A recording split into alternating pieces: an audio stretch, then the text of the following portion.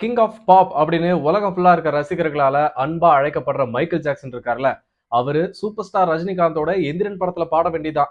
அது எப்படி மிஸ் ஆச்சு, என்ன நடந்துச்சு அப்படின்றத இசைப்பியல் ஏஆர் ரஹ்மான் சொல்லியிருக்காரு. அதை பத்தி தான் இந்த வீடியோல பார்க்க போறோம். அதுக்கு முன்னால நம்ம சேனலை சப்ஸ்கிரைப் பண்ணல, ஃபர்ஸ்ட் டைம் பாக்குறீங்கன்னா சினிமா மீல்ஸை சப்ஸ்கிரைப் பண்ணிருங்க. ரீசெண்டா ஏஆர் ரஹ்மான் ஒரு இன்டராக்ஷன்ல பேசி இருக்கிறாரு. அந்த வீடியோ இப்போ சோஷியல் மீடியால பயங்கர வைரலா போயிட்டு இருக்கு. அதுல அவர் என்ன சொல்லியிருக்காரு அப்படின்னா, 2009ல நான் லாஸ் ஏஞ்சல்ஸ்ல இருந்தேன். அப்ப என் ஏஜென்ட் கூட தான் இருந்தேன். அவரோட ஃப்ரெண்ட் ஒருத்தர் அறிமுகப்படுத்தி வச்சாரு. இது என் ஃப்ரெண்டு, இவர் மைக்கேல் ஜாக்சனோட மேனேஜர் அப்படின்னு சொன்னாரு. உடனே நான் சரி சும்மா டெஸ்ட் பண்ணி பார்ப்போம் அப்படின்ற மாதிரி can I meet Michael Jackson அப்படின்னு கேட்டேன். உடனே அவரும் ஓகே நான் மெயில் அனுப்புறேன் அப்படின்னு சொன்னாரு. என்ன இது மெயில் அனுப்புறேன்ட்டாரு அப்படின்னு சொல்லிட்டு நான் வெயிட் பண்ணேன். ஆனா ஒரு வாரத்துக்கு ஒன்றும் நடக்கல.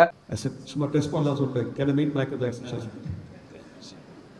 அவர் வந்து சரியா இமெயில் சொன்னாரு. சரிங்களா உடம்பு ஒரு வாரம் நெக்ஸ்ட் வந்து வரல. அதுக்கப்புறம் தான் ஆஸ்கர் நாமினேஷன்ஸ்ல என்னோட பேர் வந்துச்சு. இந்த பேர் வந்த ஒரு 2 நாள்ல அவங்கள்ட்ட இருந்து மெயிலும் வந்துச்சு. Michael wants to meet you அப்படின்னு வந்துச்சு. நான் உடனே இல்ல நான் இப்ப பார்க்க விரும்பல அப்படின்னு சொல்லிட்டேன். அப்படின்னு உடனே அங்க இருந்த ரசிகர்கள் எல்லாம் அப்படியே ஆர்ப்பரிக்கிறாங்க. The email came and he said, "Oh, Michael wants to meet you." So I said, "No, I don't want to meet him now."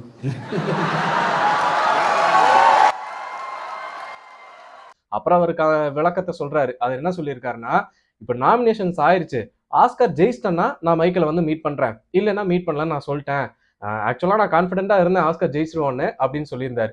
அதே மாதிரி அவர் ஆஸ்கர் ஜெயிச்சிட்டாரு. அதுவும் 1 இல்ல 2 ஜெயிச்சிருந்தாரா. அதுக்கப்புறம் மைக்கேல் ஜாக்சனை வீட்டுல போய் மீட் பண்ணியிருக்கிறாரு. மீட் பண்ணப்போ என் டிரைவர் என்ன வீட்டுல டிராப் பண்ணிட்டு போயிட்டாங்க. போனா அப்படியே கதவை திறக்கும் போது கையில கிளவுஸ் எல்லாம் போட்டு ஒருத்தர் வந்தாரு அப்படின்னு ஒரு படத்துல ஹீரோவோட இன்ட்ரோ சீனை விவரிச்சா எப்படி சொல்லுவாங்க, அந்த மாதிரி ஒரு எக்ஸைட்மெண்ட்டோட இசை புயல் சொல்லியிருக்கிறாரு.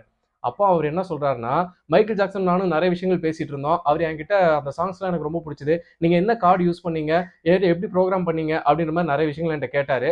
முக்கியமா உலக அமைதி பத்திலாம் என்கிட்ட பேசினாரு. பேசுனது மட்டும் இல்லாம நம்ம 2 பேரும் சேர்ந்து ஏன் இன்னொரு வி ஆர் த வேர்ல்டு உருவாக்க கூடாது அப்படின்னு கேட்டாரு அப்படின்னு சொல்லியிருக்காரு. அது என்ன கதைன்னா, வி ஆர் த வேர்ல்ட் அப்படின்னு ஒரு பாட்டு ஆப்பிரிக்கால பஞ்சம் பட்டினினால பாதிக்கப்பட்டவங்களுக்காக நிதி திரட்டலாம் அப்படின்னு சொல்லி உருவாக்கப்பட்டதான் அந்த வி ஆர் த வேர்ல்ட் அப்படின்ற பாட்டு. இந்த பாட்டை மைக்கேல் ஜாக்சன் பாடியிருந்தாரு.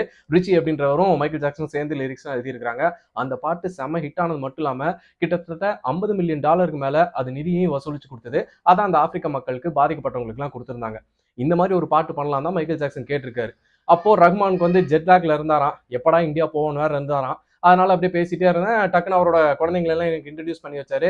அது மட்டும் இல்லாம நான் ஆடும்போது அப்படியே மனசுல இருந்து ஆடும் தெரியுமான்னு சொல்லிட்டு டக்குன்னு ஒரு ஸ்டெப் வேற போட்டு காமிச்சிருக்காரு போல. ரஹ்மான் அப்படியே பயங்கர சர்ப்ரைஸ் ஆயிட்டாராம். ரொம்ப எக்ஸைட்டிங்கா பேசினாரு அப்படின்லாம் சொல்லிட்டு அதுக்கப்புறம் நான் இந்தியாவுக்கு திரும்ப வந்துட்டேன். அப்ப நான் வந்து எந்திரன் படம் ஒர்க் பண்ணிட்டு இருந்தேன். அப்போ இயக்குனர் சங்கர் கிட்ட நான் சொன்ன இந்த இன்சிடென்ட்டை அவர் உடனே ஓ மைக்கேல்கிட்ட பேசுனீங்களா, நீங்க அவரை எந்திரன்ல பாட வைக்க கூடாது அப்படின்னு கேட்டாரு. வாவ் அப்படின்னு எனக்கு தோணுச்சு. அவர் தமிழ்ல பாடுவாருன்னு தெரியலையே அப்படின்னு நினைச்சுக்கிட்டு அப்படின்னு லைட்டா ஒரு ஹியூமரை போட்டிருக்காரு. So Shankar said, "Oh, then Michael Jackson, why don't you guys do a song together?" Azani. I said, "Wow, Tamil பாட்டு பாடுவாரேன்னு." அப்புறம் அவர் என்ன சொல்லியிருக்காருன்னா, மைக்கேலுக்கு நான் கால் பண்ணி கேட்டேன். அவரு நீங்க என்ன சொல்றீங்களோ நம்ம செஞ்சிடலாம் அப்படின்னு சொல்லியிருந்தாராம். அப்புறம் ஒரு தடவை மீட்டும் பண்ணியிருக்கிறாங்க.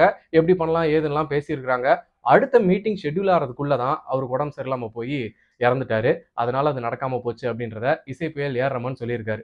ஒருவேளை எந்திரன்ல அவர் பாடியிருந்தாருன்னா மேபி புதிய மனிதா பாட்டுல அவரோட வாய்ஸ் கேட்டிருப்போமா, இல்ல அதுக்காகவே வேற சுச்சுவேஷனே உருவாக்கி இருப்பாங்களா, இல்ல ஆல்பம்ல இல்லாம அதாவது படத்துல இல்லாம தனி ட்ராக்கா ரிலீஸ் பண்ணிருப்பாங்களா அப்படின்னு இப்போ ரசிகர்களுக்கு நிறைய கற்பனை எல்லாம் இருக்கு. இப்பயும் ஒன்றும் பிரச்சனை இல்லை. ஏஆர் ரஹ்மான் நினைச்சாருன்னா ஏஏல மைக்கேல் ஜாக்சன் வாய்ஸை கொண்டு வந்துடலாம். அதுக்கான சட்டத்திட்டங்கள் என்னன்னு பார்த்து பெர்மிஷன் வாங்கி அந்த பாட்டை கொண்டு வந்துருங்களேன் அப்படின்னு நம்மளோட கோரிக்கையை இந்த நேரத்தில் வச்சுக்கிறோம். இதே மாதிரி இன்னும் நிறைய சுவாரஸ்யமான சினிமா சம்பந்தமான செய்திகள்லாம் தெரிஞ்சுக்கணும்னா சினிமா மீல்ஸ் சேனலுக்கு சப்ஸ்கிரைப் பண்ணிருங்க.